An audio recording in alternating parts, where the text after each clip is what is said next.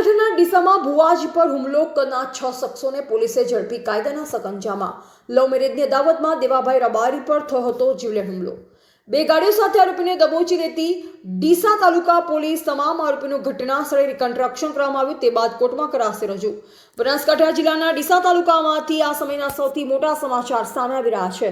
સિહોરીના જાણીતા ભુવાજી દેવાભાઈ અમૃતભાઈ રબારી પર થયેલ હુમલાના કેસમાં પોલીસે મોટી સફળતા મેળવી છે। 9 દિવસ પહેલા થયેલ આ લોહિયાળ હુમલાના મામલે ડીસા તાલુકા પોલીસે તપાસનો ધમધમાટ તેજ કરી કુલ 6 આરોપીઓની ધરપકડ કરી લીધી છે। મળતી વિગત મુજબ આ હુમલો કોઈ સામાન્ય મામલો નહીં પણ લવ મેરેજની અદાવતમાં કરવામાં આવ્યો। 9 દિવસ પહેલા દેવાભાઈ પર ઓચિંતા હુમલો કરી આરોપીઓ ફરાર થયા। જો કે પોલીસે બાતમીદારો અને ટેકનિકલ સર્વેલન્સની મદદથી હુમલામાં વપરાયેલ 2 ગાડીઓ સાથે તમામ 6 આરોપીને દબોચી લીધા છે। આજે ડીસા તાલુકા પોલીસ દ્વારા તમામ આરોપીઓને ઘટના સ્થળે લઈ જઈ તપાસની પ્રક્રિયા હાથ ધરવામાં આવી। ગુનાનું રિકન્સ્ટ્રક્શન કર્યા બાદ પોલીસ હવે આ તમામ શખ્સોને રિમાન્ડની માંગણી સાથે કોર્ટમાં રજૂ કરશે।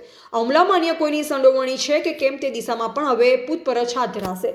બનાસકાંઠામાં કાયદો અને વ્યવસ્થાની સ્થિતિ વચ્ચે ડીસા પોલીસે આ કાર્યવાહી કરીને ગુનેગારોમાં ફફડાટ ફેલાવી દીધો છે। લવ મેરેજ જેવી અંગત અદાવત જ્યારે હિંસક વળાંક લે છે ત્યારે પોલીસની આ ત્વરિત કામગીરી સહાયનીય છે। હવે જોઈ રહેશે કે કોર્ટે આરોપીઓના કેટલા દિવસના રિમાન્ડ મંજૂર કરે છે।